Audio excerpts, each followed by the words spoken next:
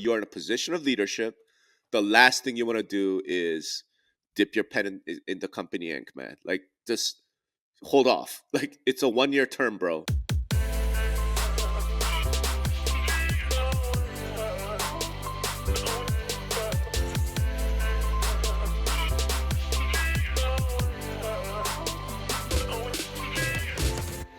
This is Byron Lazine, Nicole White, and today with us, the Notorious R.O.B. This is Real Word, episode 289. Word is up. And for Rob Hahn, we're not going to be picking on Rob. No way. At all. Okay, Well, you now can. that we You're got his totally name right. allowed. Now that we got You're his name totally right. allowed. I was going to Yeah. pick on his name, but we already clarified that before we started. Nicole was right. It is the Notorious R.O.B. He does a podcast, Industry Relations, with Greg Robertson. It's a great listen. We're going to link it down below so you guys can check that out as well. Rob's a longtime consultant in real estate. He's been writing since 2009. I took a major jab at him a couple episodes ago. That clip got linked onto Twitter X. Rob said, let's talk about it. And the jab that I took, I don't know if you want to lead with that. And, I kind of made a comment saying, hey, this Notorious R.O.B. is not necessarily what I would consider in the arena, despite being in real estate for a long time. This is when we were discussing your Substack, where you made I'll let you make the claim of what you meant in the Substack, but basically the way we took it, that you were saying agents should be more concerned about the SDAR crisis as opposed to, you weren't saying as opposed to, I'm sorry, but over the sexual accusations, or should be just as infuriated by it. Anyways, let's start with the arena comment, because I know we're to get there. Let's get that out of the way. I'm kind of a little bit like those former NFL, NBA players that get onto the. You're playing baseball or something? No. That get onto those talk shows and are like always battling with the journalists. Like, hey, I'm broker, team, agent, been in that part of the business. And then you have a lot of people in the business, and I guess I clumped you into this category because I love everything that you talk about. I got to say, I love your style. I will fully admit that. But there's a lot of people in this industry that pontificate. There's a lot of people in this industry Did that you Google that word before you started? I use it all the time because I go to so many events and there's so many panel pontificators up there. They get a panel, nobody audits the content, and they're just up there talking out of their ass, basically. You've got a lot of good old boy, good old girl club mentality in real estate. That's from the top at NAR that trickles through legacy media, and it trickles all the way down into communities where you've got agents of 30 years, that don't want to let, it's kind of just the mentality of this industry for a long time. And you'll have people that you've been around this industry a long time, and to be, you've got a spouse who is an agent, who is somebody I would consider in the arena. But you have a lot of people that, start tech or something like that and want to tell the industry how they should do the business. And so I've always kind of had a bone to pick with that. And that's where I'm coming from with that comment, but love your reaction, Rob. Sure. First of all, thanks for having me on, guys. I was like, wow, what's all this Twitter drama? And I was like, oh, geez, okay, that's fun. So, by the way, you're completely allowed to pick on me. You're completely like, we can fight. That's fine.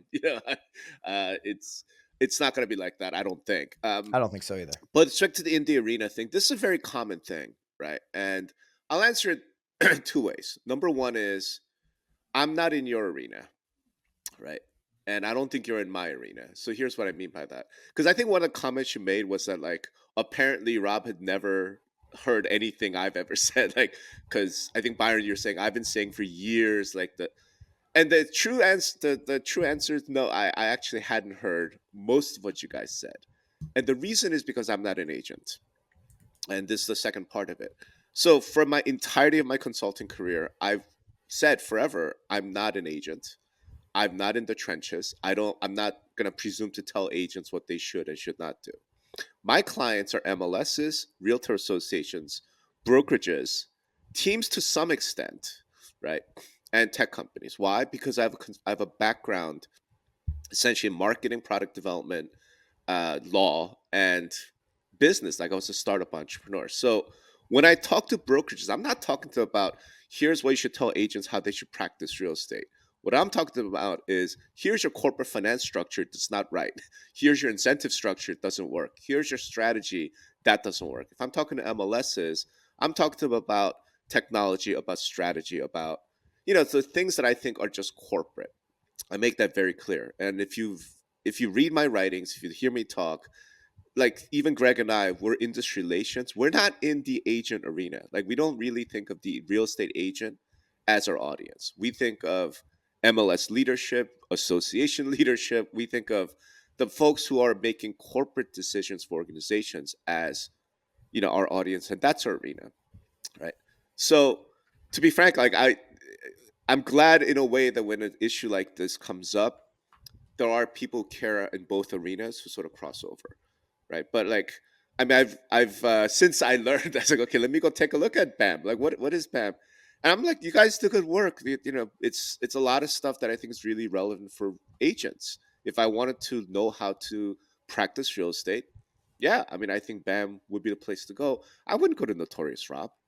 And I say it to people all the time, like, don't come here, don't read my stuff, like don't, it's not for you. This is not, we're in a different arena. Like if I'm like over here talking about like the commission lawsuits, right? I'm like, agents I don't think have to care about this.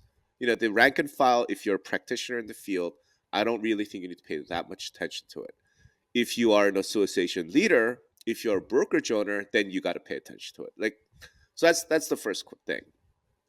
The follow on though, I do think is, for the most of my career I've dealt with this, right? That there is this real strong sense in real estate where people feel like if you have never sold a house, if you have never had a buyer in your car, then you shouldn't talk about anything.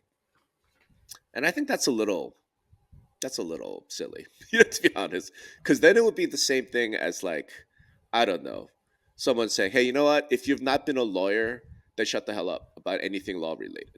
I agree. Like we were all allowed to have opinions.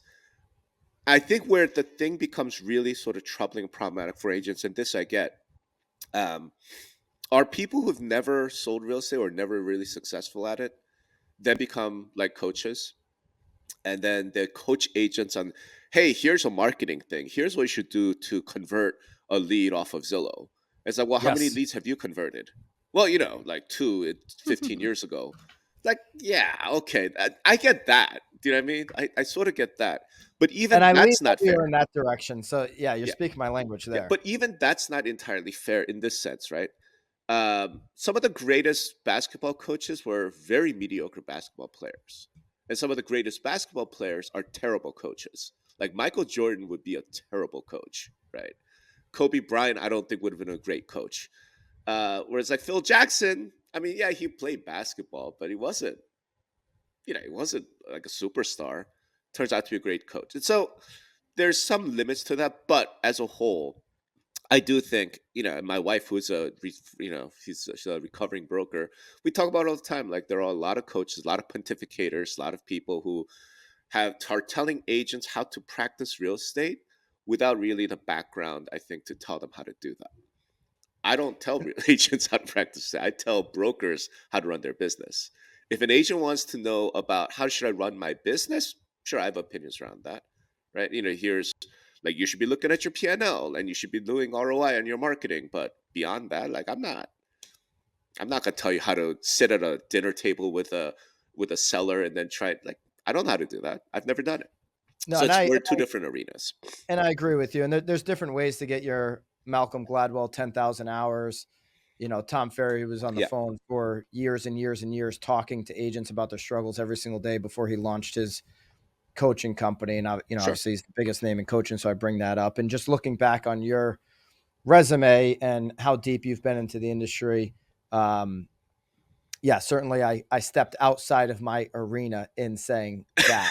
So we'll put that there. I mean, look up Notorious R.O.B. I mean, I was like, oh man, this guy's got more degrees than I have hours in the classroom. So it's, apparent that you're highly intelligent, know what you're doing. So I want to move right into the podcast, and anybody can go back and listen to the last couple pods where Nicole and I have had discussions. You can go back and listen to industry relations with Rob and Greg when they were talking about this topic. But specifically 2 episodes ago, we covered your Substack on the revealed priorities of realtor politics. Revealed priorities, exactly. And you made all the energies on Kenny Parcell and none around SDAR, and on the whole, San Diego Association of Realtors. On the whole, you don't see a lot of headlines about it. You identified a couple pieces that were written about it, and that was kind of it. Mm-hmm. And it's certainly, for SDAR, by the way, Kenny Parcell and NAR, this might be the best thing that happened for them. Take the heat off. My position was certainly that, listen, I've been saying for years, Rob, I believe that most of these boards are scamming people out of their money, either through straight embezzlement like SDR, AR, or in other ways. If you were to tell me that there's a dozen other boards out there that are stealing money from their members, I would think that's low. Mm-hmm. That's been my position for a while. I know that is just projecting out there. I don't have evidence of that. That's an accusation. That was just a gut feeling I have. But when you have something that's going on at the top, NAR, who's supposed to be the leader, I wish they were the leader in these lawsuits and not Anywhere or, Remax, I think just settled this morning as well. If they were a true leader, then some of this stuff wouldn't come out. There's supposed to be a bombshell report hitting Inman this morning, right? So there's all kinds of stuff swirling around. Sure. I do think we have to pay a significant amount of attention to that.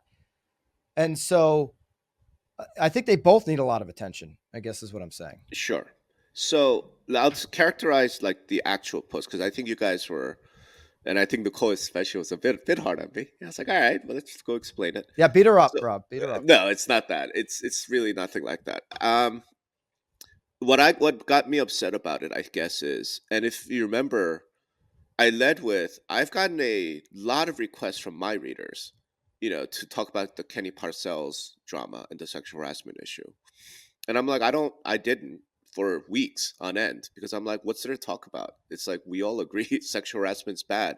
Kenny did some really stupid shit. And I say stupid shit because you guys kind of talked about it, because nothing has been proven yet, right? There's allegations of sexual harassment. There's allegations of hostile work environment. But the only thing that we know for a fact that he had a bunch of affairs, right? And we have one settlement. And we have a settlement, but that's what I mean. We have one settlement without really understanding, without this, like, what really happened? Did you really get her fired? Like, we don't actually know.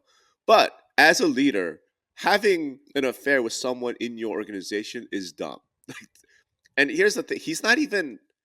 I don't even know if it rises to the level of sexual harassment, because the president of NAR is not the CEO of NAR, right? There's some difference there. However, you're in a position of leadership. The last thing you want to do is dip your pen in the company ink, man. Like, just hold off. Like, it's a 1-year term, bro. Like, just wait out the 1 year. Have a pen pal. You have a bad marriage, whatever. That's up to you. It was a stupid fucking thing to do for Kenny, right? However, there's as yet zero evidence that the board knew about it, right? There's zero evidence as yet that this has been going on for 10 years. Now, what people not Ben Fay, what the guy who's doing the campaign, what's his name? The New York agent. You guys mentioned the Compass New York agent, the NAR Accountability Project. Yeah. And that's Jason. Jason Hagen? Haber, I think. Jason Haber, that's it, right? Okay, so he's trying to do that. There are people trying to say, okay, well, let's get to the bottom of this. And as I pointed out, it doesn't make sense to me. You have women coming out talking about this years-long culture of, harassment, this years-long culture of fear and blah, blah, blah. I'm like, Kenny's been in office 1 year.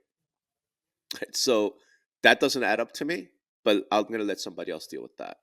What we don't know for, it hasn't been proven, but dude, there are some receipts. The San Diego Association of Realtors thing is over a 10-year period where it appears that the CEO, with the full complicity or complete, like, you don't have your hands on the wheel of the board of directors, has been systematically plundering the association. And what bugged me about it, because I'm in that arena, right? Let's talk about arenas. My arena is associations, MLSs. I've been in those boardrooms. I know those people. And what really pissed me off is exactly kind of what you said, that you would not be surprised if there were dozens of other associations where this type of investing is going on. Well, what I know, Byron, is that most of the people I've dealt with are straight up, upstanding, honest people who are now going to tar and feather with the same brush. Because it would not be unreasonable for a member, if I'm a member of whatever association, and I find out about SDAR, it would not be unreasonable for me to go, well, what's going on in my association? I wonder if my CEO is embezzling. I wonder if my board is corrupt. Mm-hmm. So what pissed me off the first time, my first thing I wrote was, and all three of my posts on this is public. They're not behind the paywall because this is of general interest to the industry. What I said was, if you are a CEO of a local association, you now have to call for a financial audit. You now have to go out and prove to your membership that you are not corrupt and you're not a crook. That is a really unfair position to put these men and women who are honest. Just think about it, like, you're honest, you have to prove that you're honest because somebody in the industry is not honest.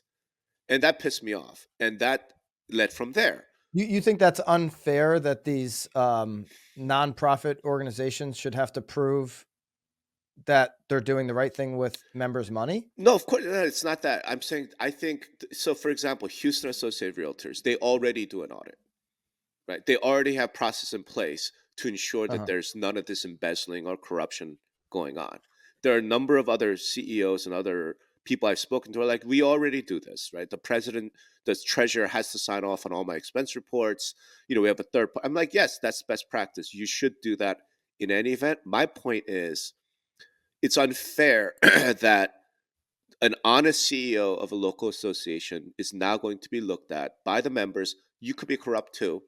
Prove to me that you are not corrupt. Right? In the same way, in a much same way, like to put it in arena terms, I mean, something that I know all the agent friends I'd have are pissed off about is when you have incompetent fucking morons in the marketplace doing fraudulent shit, they get tarred with the same thing. And they now have to go prove to their prospects and clients, oh, I'm not corrupt. Oh, I'm not fraudulent, right? I'm not that. I'm not like those agents. I think that's unfair too. And it's sort of a similar thing. So that's what really got me fired up. The post you're talking about really was that letter from CAR. I think Nicole hit it on the head. I saw that letter. I'm like, time out. Hey, yo, like, look, I know Jennifer Banchini. She's a good person. And she has her heart in the right place. And I get what she was doing, like writing this letter, heartfelt letter to the entire membership. I'm saying, where's your heartfelt letter to the entire membership when one of your own locals appears to have a 10-year mafia problem? When you have it's essentially an organized crime outfit if some of the things that are in the allegations are true. More than that, though, here's the thing. Kenny Parcell was pressured to step down. There's now this NAR accountability project to try and pressure people like Bob Goldberg to answer questions or step down. I mean, this is what Jason Haber is doing, right? San Diego Association, there are boards of directors members who are named in the lawsuit, who are alleged to have been a part of this conspiracy, who are still there. And CAR, NAR, they have meetings, guys. They have these leadership meetings. And I'm like, are you seating the San Diego people? Because if you are, and your response to financial corruption is like anemic, what Nicole said, lawyer written, just mealy mouthed, PR crap, but Kenny Parcell sexual harassment claim, like the president's going to write this big, humongous letter. And I started looking at all of the other responses, right? How many articles has Inman written about Kenny Parcell situation? 8. Right? Yeah, And some of I them was gonna say a really, dozen, but you're in the right? range, right?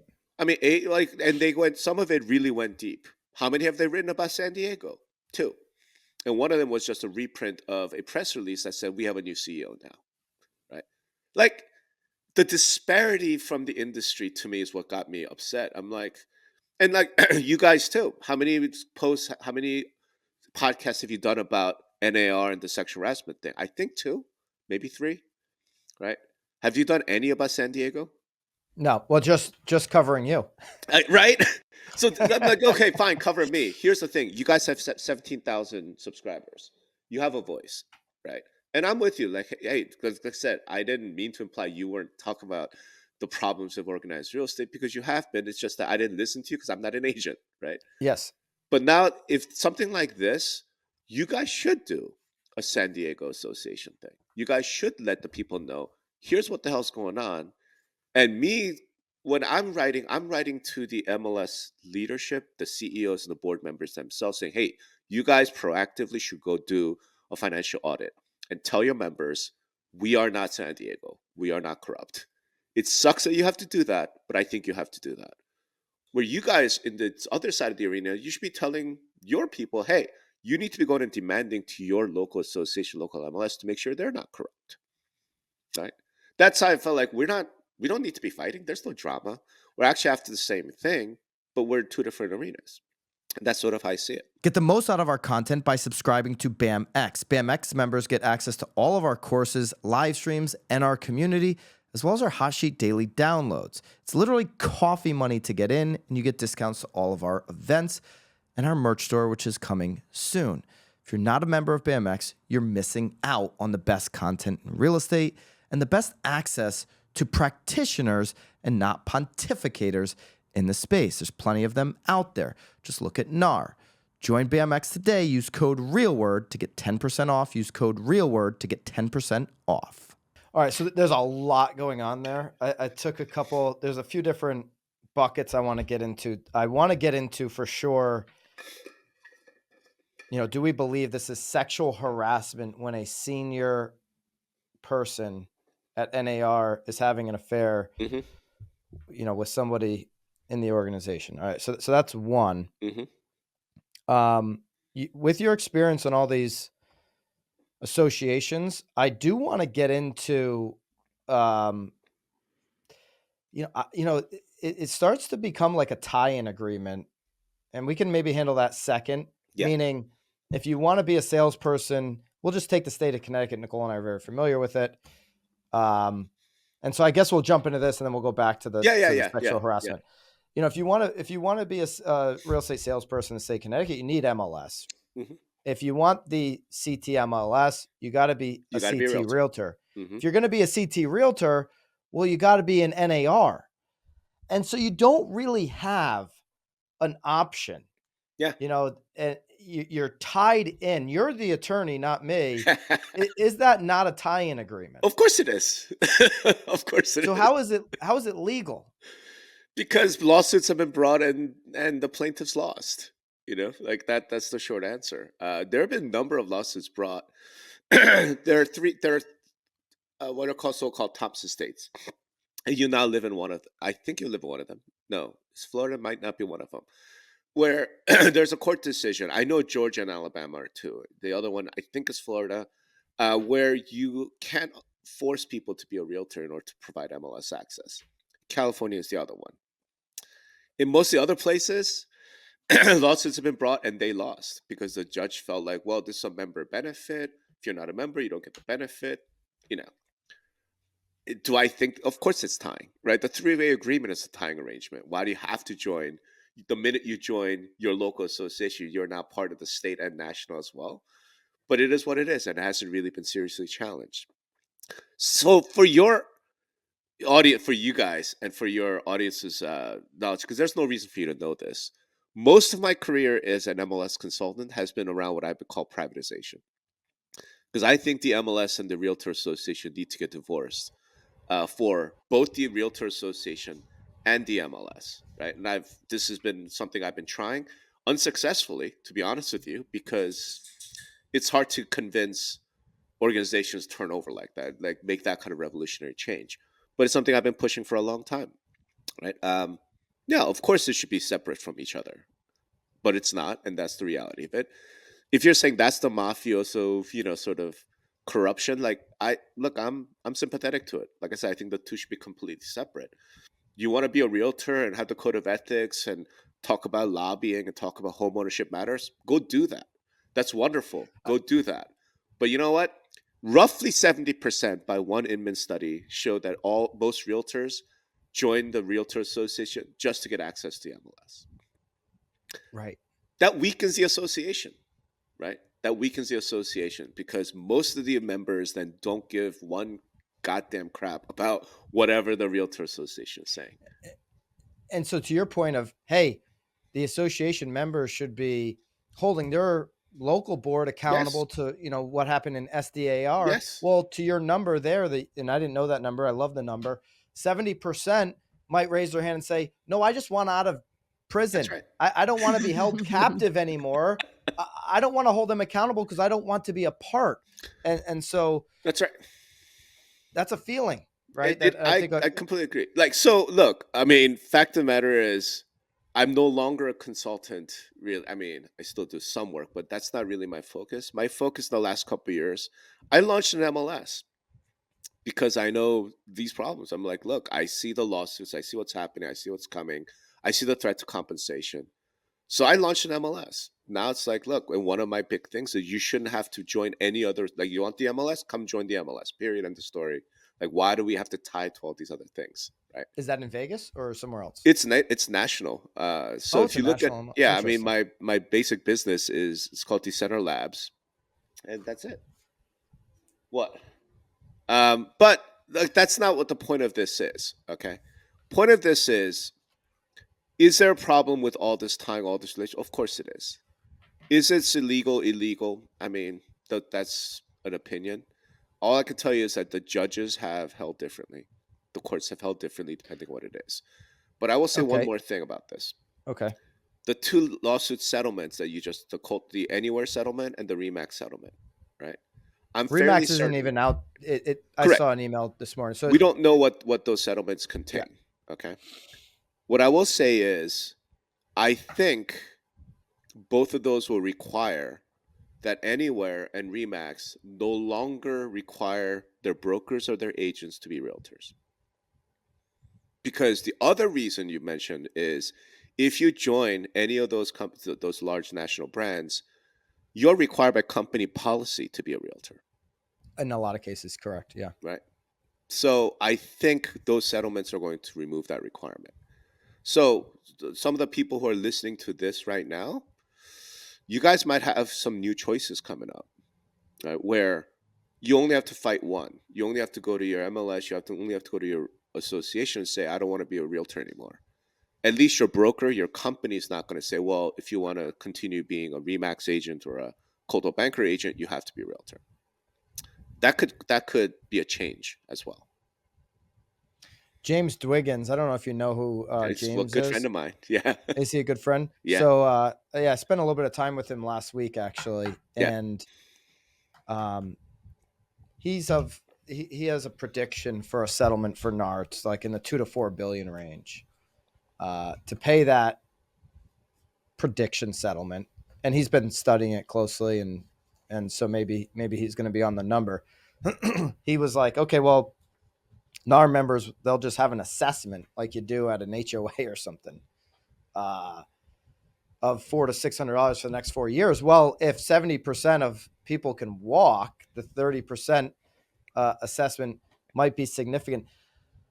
That's just a side note. He had some other thoughts that one of them I challenged him on the lawsuits. I'll take a note of that. Maybe we'll get back to that. I want to stick with this just real quick. Sure. The tie-in agreements have been challenged. They've never won. Is it because of the lobbying of NAR? And number two, is there space for like Live Golf to do to NAR what it did to the PGA? Meaning, could there be a new association? Because the lobby, let's give NAR credit. The lobbying, the stopping of certain bills, the pushing forward of other bills for both consumers and agents. Overall, there's been a lot done there, and somebody needs to do that work. Is there an opportunity for that to just be a new association like what Liv did to PGA? In less than a year, they did that work. I mean, I think so. I mean, I've been predicting something like that happening for a few years now. And I know some people at kind of the national leadership level who wouldn't mind seeing something like that happen. But it's going to have to be all connected to the whole MLS thing, right? Like, as long as the association controls the MLS, no. Because that's like, you're probably still a realtor. I am. Right? You know what I mean? Like, even with all your opinions, even with like, you're forced waiting for to a cease and desist. It'd be great for the BAM brand. You're forced to be, so, it's like, that's the reality of it. Is now, after all these lawsuits, after this whole situation gets settled one way or the other, unraveled, could the situation change? Probably. I'm expecting that to change. It can't remain the same, right? But who knows? Like, what I can tell you is this, and it's maybe because I'm in. I live so long in Texas in the Southeast. I've been pretty aware of kind of the national cultural divide, the political divide in the country that's reflected among realtor ranks as well. So I think there are a whole bunch of realtors who are ready to split, right? Who are ready to split the minute they can. And if something like that happens, if someone were to start some new organization, to your point, like a Live Golf, I think it would get a lot of traction, assuming the MLS issue is resolved. But if that's not resolved, then no. NAR reminds me of our politics. We could use some term limits on people like Mitch McConnell, or you go to the other side, Nancy Pelosi, right? Like, you could have term limits on some of these people. You could have some term limits on people at NAR, but I think about the chief economist who's been raking in $750,000 for a decade plus. I mean, you put out more statements than that position does, and more, many of them are more relevant. I think Notorious R.O.B is legitimately then probably more of a volunteer than their position. Yeah, for sure. Right. And the whole volunteer thing shakes me up. So I want to bring Nicole in. Let's switch over to the sexual harassment stuff. Nicole had a strong opinion. I agree with her opinion. I think Greg, your co-host on industry relations, would agree with us on this position, that just by the fact that you're a senior position, and Nicole, I'll let you explain it, and then we can get Rob's reaction to it. In terms of like what we're the talking, senior position topic being sexual, well, I think, and in all honesty, I mean, it boils down to really any seniority position, a boss, a vice president, a secretary, a treasurer, I mean, anybody in that, obviously in that situation, anyone below them is, I mean, can fall victim to it. Again, if they're coming on to them and then they feel as though they maybe need to sort of flirt or participate, or, to maintain sort of their position within the business, I think is absolutely, obviously wrong. And like you were saying too, I liked your analogy about, dipping the pen in the ink. I mean, it's awful. And again, I do think that there are multiple situations, not just obviously in real estate, everywhere really, that there are those situations that, some do feel as though that they have to continue to participate in order to maintain their position within the corporation. Yeah. Oh, of course. And that's textbook. So, I mean, my conversation is Greg. I think of course, it's a problem. And the legal, like, I've been through enough, sexual harassment training through my time in corporate America. Like, of course it is. Yeah. All I was pointing out was, though, there is a substantive difference between a senior, executive and a lower level junior having a consensual relationship, right? Versus like a quid pro quo harassment, or a senior exec like grabbing somebody's ass. No, 100%. I still think that even It's having still sexual harassment. I'm not trying to no, justify a senior. 100%. No, it's a hard one because it's like, okay, you're saying, you know, the president may feel as though it was consensual. You know, they'll say that it was consensual, but was it fully consensual sort of on my side? Sure. Because again, maybe there was some sort of outside personal influence that made me feel like I had to participate in this in Sure. order Sure. to continue. Yeah. And again, I I don't. Yeah, I completely agree. Like I yeah. said, if No, no, you're yeah. don't date your coworkers. You know, it's always nice, Right. even if you're at the same level. So, I mean, dude, like so many stories behind this from my time in corporate. Right, like I was at a law firm, right, for a summer, and the fact is, these lawyers are spending So 16 much hours a time together. day Yeah. together. They don't like so yeah, you know what? Middle of the night in a conference room, you're gonna hear two people going at it because they literally have no opportunity to meet anybody else in their life. Like, and that's against company policy, but everyone, okay, like that happened. It was like that's really stupid. You know, even if you're the same level, I worked for a realtor for 4 years, and there was this. It's a very strict thing. Even if you're not senior, whatever, if you start dating, one of you is likely gonna want to leave the company, right? Yeah. Like this, it's just a terrible, terrible bad idea. All I was pointing out was there is a difference between that and what, for example, you know, women I know had to go through in organized real estate, where it's like it's almost shading in sexual assault category, right? Almost like not quite at the point where you should call the police, but god damn it, it's completely Pretty close. Yeah. unacceptable, right? All I was saying was that there's a substantive difference between that, right? So that's why it's like I don't want to talk. I felt like I had nothing new to add to the whole Kenny Parcell situation because, like, we all agree, like this was really bad. This was really It, stupid, right? it is for sure. And I think where you and Greg on the pod went round and round and round about it, and we won't go Yeah, overboard on this, was that, and I don't know if this has been articulated on either pod, but if you're the lower level employee, you could be consenting just because you think it's the best thing for your business and then regretting yep, consent, where yep. it's like, you know, it's like in Succession when Greg goes and shreds all those papers and he knows it's bad. He doesn't want to shred all the papers, but he's doing it for the future of his business. It's like, okay, well, I'm Wow, you're single. back to like season 1. That's like season 1. That's season one. You're really going far back. But it's like, okay, I'm single. It's not an affair for me. This will be good for my future. And then in 3 weeks, you're like, what have I done? Or Right, 3 months or whatever. right. Okay. Do you believe if Kenny Parcell was It's Parcell, Kenny Parcell. Yeah, Parcell, thank you. That's why we have a very smart We individual on need the a pod smart today. individual. Yeah. Kenny Parcell, if he was 100% innocent on accusations, wouldn't he be fighting this instead of playing the I'm doing it for NAR? I'm doing it for the good of the industry. I mean, what yeah. would be, I mean, how would you react to claims if you were innocent? I mean, I know I would be out there fighting tooth and nail, showing evidence of my innocence and doing everything I can to clear my name. He hasn't Sure. done that. No, he hasn't. I'll say this. I know Kenny. I've known Kenny for years.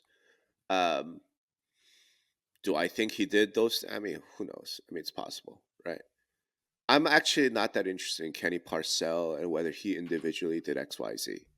What I'm more interested in, this is more the point that I think Jason Haber and some of the others are bringing up, and I did kind of touch on it in my article, in my addressing this. It doesn't make sense to me that Kenny Parcell, who was president for 1 year, created this multi-year environment of hostility and sexual harassment and sexual discrimination. To be fair, he's been around longer than a year. So that just doesn't make sense to me. So if the But I'm problem just is, saying, to be fair, he's been part of the club for longer than a year. granted, but I mean, it's last year he wasn't president. But he was first president elect. Correct. He was. I know. What I'm saying is, if there were other leaders in place, there was a different president. Somebody says, "Hey, Kenny did something inappropriate." You go to that president. You go to that. You know what I mean? Like, Other people can be held accountable. I'm in agreement. Other people hold him accountable. And vice versa. I agree. So all I'm saying is, and some of these claims are coming back from long before Kenny was even in top leadership. Yeah. So if we're talking about a culture of sexual discrimination, of harassment, of fear, then it doesn't make sense to say this was Kenny. Right? That to me feels like scapegoating. So if there is such a problem with NAR, then it's institutional, and you guys as members probably should do so. Be exactly what Jason tried to do. Like agitating for this doesn't make sense. It's one guy, right? Like what's going on overall? Here's the thing, and this is one of the things that I think one of the commenters on your that video pointed out. That signature campaign, that petition.org campaign that Jason ran, I think got 500 signatures. It got up over 1,000 at one point, but yeah, well, it wasn't a lot. Right? So it's like, at some point you kind of go, okay, well, that's not going to work, right? That's not really. Now, could it be something like where, like I said, that's not the arena I play in, whereas guys like you, guys like Inman, that are really addressing, maybe it's a Tom Ferry, who knows, people that are addressing more the wider membership, wider agent audience, where you guys need to get a little bit more involved, maybe. Right? Maybe. Would that make a difference? I don't know. Maybe. Right? But that's the only point I would make, right? Is if we want to make this into Kenny did this, Kenny did that, Kenny did this, I'm like, yeah, well, 2 years ago, Kenny wasn't first vice president, or 2 years ago, he was first vice president. 3 years ago, 4 years ago, like Kenny's only just one guy. Like, don't tell me like he created this massive culture of whatever when he was president for less than a year. That's the only thing I'll sort of point out about that. Nicole and I are confused on something. Yeah. I think many listeners are confused. Why is Kenny being described, and now Tracy being described, as a volunteer that comes with a $300,000 salary? Break that down for us. Sure. For us mids out here, what the because heck it's not a salary. That all about? I think NAO would describe it as expense reimbursement.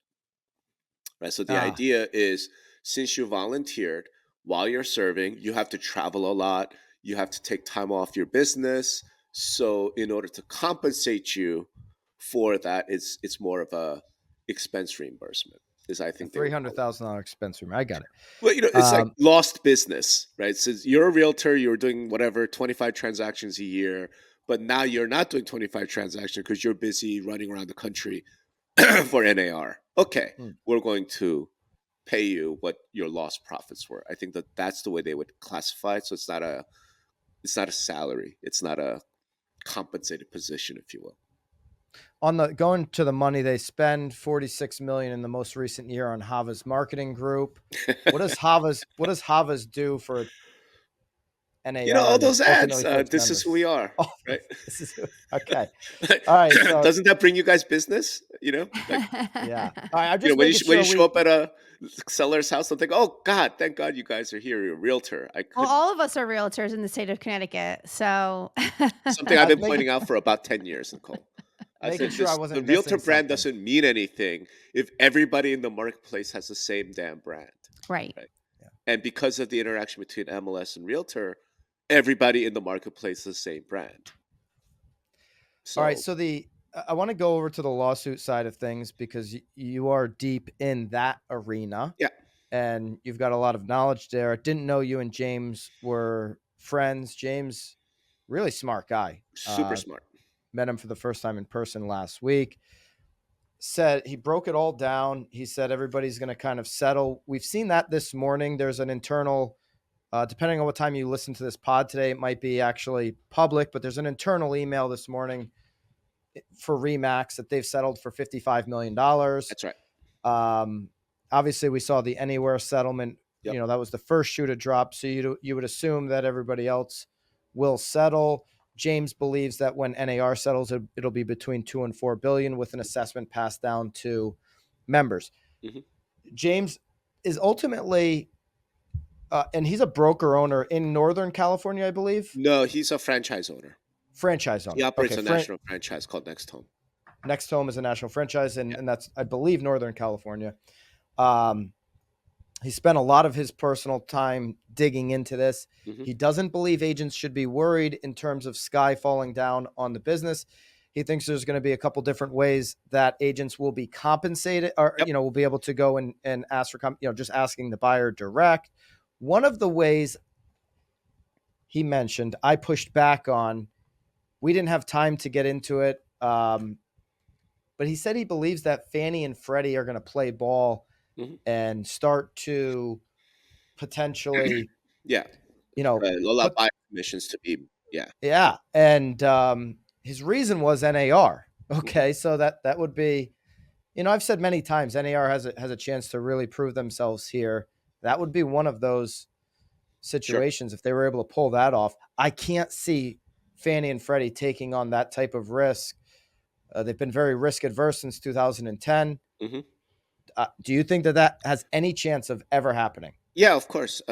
Because it's not Fannie and Freddie, it's FHFA, right? It's the Federal FHFA. You're right. Yeah, it's Finance Administration. So could they convince the regulatory state to allow that? I suppose so. And if anyone's going to do it, it would be NAR. They are top 5 lobbyists, for 30 years. I mean, they're very, very powerful in DC. My one thing about that, and James and I have sort of talked about this, is I think he sort of underestimates the extent to which the powers that be in DC would like to see NAR destroyed. That's just my personal opinion. I think the Department of Justice is in the middle of a lawsuit with NAR. The FTC has been going after NAR for at least 30 years. I think there's a chance that, depending on politics, depending on who's in office, depending on administration, right, what happens in the election, there's a chance that the FHFA will look at it and go, if we allow this, then we're letting NAR off the hook. So no, we're not going to allow it. I mean, I think there's a chance of that. It would be foolish to underestimate that. And I agree. Yeah, but it's possible. I mean, we'll see. We'll see. We'll see. I mean, in some respects, hopefully he's right. But there are other ways. There are other ways, and I would argue that it might be better for agents if that were not the case. If you could not finance the buyer commission. Because one of the problems, and it just doesn't get talked about enough, but the plaintiffs did mention it in Merle. One of the problems in the industry forever, for 30, 40 years, that I've always felt is, Byron, how long have you been doing real estate? 2012, first as a salesperson. Okay. And And I mean, would you say, let's say listen, Nicole, if I wanted to buy a house in Guilford, right? Can I call you guys? Do you know that market? Yeah. Nicole knows it very well. Okay. Call Nicole. Think about this. If I went and got my license next week and I went and showed somebody a house in Guilford, I would get paid the same as Nicole. Generally speaking, depending on the commission being offered on the particular property. But that's right. I mean, but that's what's at stake. This cooperation compensation. But if the buy side commission is half to whatever, 2.5%, 2.5%, then I'm going to make the same. That always made no sense to me. How is it that you have the best agent in the marketplace with 30 years experience, who knows everything about that place, is an amazing agent, just really ethical, just a great agent, really going to take care of the consumer, is going to get paid the exact same as somebody who got their license last week? Right? Yeah. With no experience, doesn't know a thing, is incompetent, really shouldn't be trusted to handle a family's most important. They're going to get paid the same? Really? So I've always felt that. So one of the things I do think is, if the buyer's finance commission goes away to some extent, then I could see buyer agents actually getting paid by the hour. At which point your experience, your time matters. Because that's the other thing, man. God, buyer agents spend, 100 hours with a buyer, showing them 50 houses, whatever. And then it's the buyer goes, I changed my mind, I'm going to rent for a year. All that time down the drain, you made nothing. And that's not cool either. So why not get paid by the hour like lawyers do? Right. I've always felt that. So I don't think it's a terrible thing for agents. To me, the agents will be fine. When I talk about the lawsuit and this is existential threat, it's not the agents, it's the companies, right? It's the MLS, it's the brokers, it's the associations, it's the franchises. other than as apparently Anywhere and Remax now because they've settled. Here's the thing, they've settled, but they've only settled 2 lawsuits. They only settled Sitzer out of Missouri and Merle. That's it. They have not yet been sued in 60% of the country. You would imagine, we don't know what the settlement says. I mean, you're much more educated than I am on law. Yeah. You would imagine that in their settlement, they've protected themselves against the other 60%. You can't. And that's one of the things Can't I do it. point out. So the webinar, I got to point this out when you guys beat me up a little bit on my webinar. It's like $450. I'm like, yo, yeah, because that wasn't us. I don't think we did that. Somebody on Twitter was X you did. guys for sure. But it's all right. I don't mind it. Here's why. Because I'm like, look, that's what consultants like Mike Del Prete charge that for a webinar. And I'm not going to the agent, right? I'm going to the CEO of your brokerage, right? Yeah, I'm going to those people. I'm like, you can't afford $450 for, the amount of time I spent on it. That's fine. Then don't. And so I just want to point that out. We'll link it up down below for anybody that wants to check it out, by the way. What I will point out though is this. The point I make in the webinar is there are some Supreme Court cases where you are not allowed to do that. You cannot protect yourself from lawsuits that have not yet been filed. You can't compromise future plaintiffs' rights. So, yeah, I think both Remax and Anywhere got off really light. These are big wins for those two companies, but they can't protect themselves from being sued in, say, South Carolina. They can't protect, like they have yet been sued. Connecticut is another one. I don't think they've been sued in Connecticut. No, Connecticut's really had no... Right? Like Connecticut MLS is not part of the market of 20. So, right? So you could have some lawyer out of Hartford, some ambulance chaser bring a lawsuit against CT MLS, against Connecticut Association, and against all 4 of those brokerages. Like that's one of the things I point out. It's like the copycat lawsuits on this is going to get insane. And now every settlement like this creates more of an incentive for copycat lawsuits. So James' position last week was that potentially NAR's, his projection, $2 to $4 billion lawsuit potential settlement would encompass the whole country on those copycat lawsuits. Correct. Is that a possibility? It's a possibility, but as yet we haven't seen the lawyers willing to do that. Because what would have to happen is the plaintiff's lawyers in this case would then have to say our class is the entire country. And they haven't yet done that. If you got $2 to $4 billion out of NAR, there's not much more money to get. You're going to get your 55 from Remax, whatever you're going to get from BHHS. Maybe they have the most money. I don't know. Mm-hmm. There's not much more to go after. And who really wins here? It's the attorneys. These homeowners that are in this law, they're going to get like $12 or something. They're going to buy themselves they're going to get a coupon. Yeah. 10% off your next purchase or something. It's all lawyer driven. But I will point this out. I think James, and I know where he gets the number from.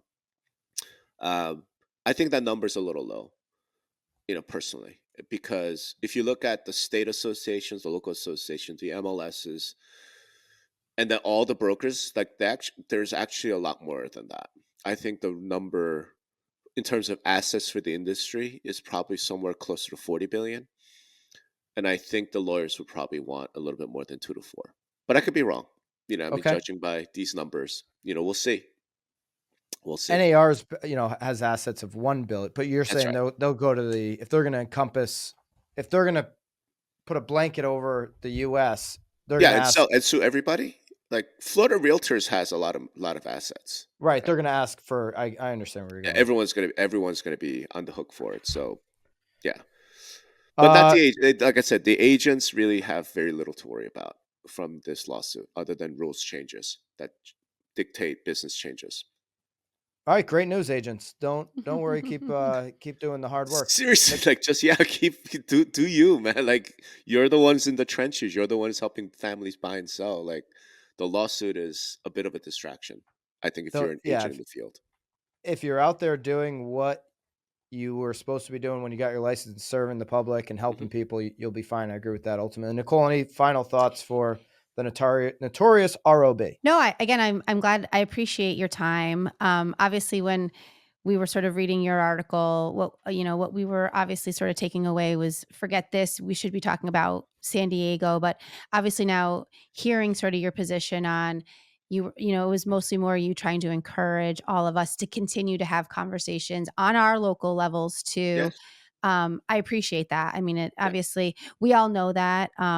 It's nice to hear that somebody that's not necessarily kind of in our arena, obviously encouraging us to sort of get outside and to sort of push it a little bit more. So I enjoyed listening to you. I feel like I don't know if you've been listening, but I've been trying to sleep at night, and I feel like I could listen to you and it would really calm me too. But again, I appreciate your time and obviously clarifying sort of your position on things, because I do think that in some of these situations where we were reading these things, that was not clear. Again, and I do understand you not wanting to talk about it. I mean, Byron and I admitted that when this all started happening months ago, I 100% shied away from it. I was like, there's not really much for us to really talk about here. When it was one accusation. Right. Yeah. Like we were kind of like, ooh, like we don't know enough. Like this is, again, like you're saying, accusations, like let's not even, sort of jump into this. So obviously, again, reading sort of what you were saying in reaction to, it was very heavy on the San Diego side. Yeah. And again, now I appreciate sort of why that was, because again, it wasn't overly clear sort of what your Yeah. No, I get intent it. there was. I Yeah. get it. And like I said, to given the audience I'm speaking to, that I'm writing Yeah. for, it's mostly MLS and association leadership, brokers, leaders. My whole thing was like, yeah, what Kenny did, here's the issue. What Kenny did, we all agree was egregious. It was wrong. Yeah. Sexual harassment is never acceptable. We all agree on that. And again, agreeing with you too, like we Right. can't let him be the scapegoat, No. essentially. Like let's not let him No. be sort of, okay, we're done now. We got rid of him. It's all Right. gone, Like now we're essentially. clean? Like Yeah. maybe. I don't know. Here's what I Yeah. know though. In my opinion, when you have evidence of 10 plus years of something really bad going on in one of the largest local associations, and the media as a whole, our industry media as a whole, seems to not care one bit.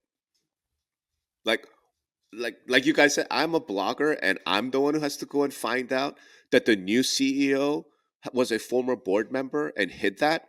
I'm the one who has to go dig out the fact that the new CEO somehow got this $600,000 a year job, landed in his lap. There were no interviews.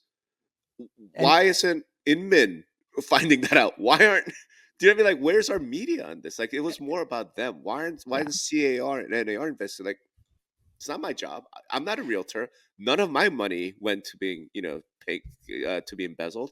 So it was part of that, right? Right. And you're not claiming to be a journalist, so you were really No, doing. I'm just asking journalism. journalists to do their job, right? Right. Like, go investigate, go interview people on the ground over there. And if locally, if you suspect that you have other corrupt, like, then go do that. Because if corruption is widespread, it's a real problem. It's a real problem. Just like let's put it this way, and I think I wrote this. Does anybody think that Kenny Parcell is the only person ever to have been involved with some sexual harassment thing across all of real estate? Absolutely Nobody not. believes that. Nobody believes that. Right. So we are going to want to use that example as a wake-up call. It's like, hey, you know what? We shouldn't do this. Right. There's already calls. We need more training. We need more. Great. That's fantastic. Do we think that San Diego is absolutely unique, that doesn't happen anywhere else? If not, then where's the calls for, hey, we need more education, we need more transparency, we need more whatever, right?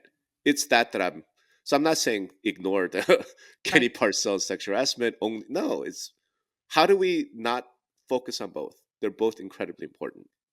Yeah, I think ultimately, nobody could disagree with that. No. Rob, I love listening to you as well, and you're an important voice that we need in the arena of residential real estate. So thanks for being a part of it. You guys can connect with Rob on Twitter at Rob Hahn. You can check out his Substack, notoriousrob.substack.com, and also their podcast. We're going to link everything that he does with Greg. It's industry relations. It's fantastic. We're going to link everything down below. Love to do do some more stuff with Yeah, you, man. Yeah, man. this was Next time we'll great. have to have you guys come on Industry Relations. We'll talk about Sure. more pleasant topics, you know. I'd love to come on. Yeah, I'd love to keep picking your brain. And thank you for taking the time today Awesome. to get into it. There's Yeah, a lot thank more you. I'd love to talk with you about in the future. Awesome. So thanks for All right. Thanks, guys. Thank Peace. you. Thank you.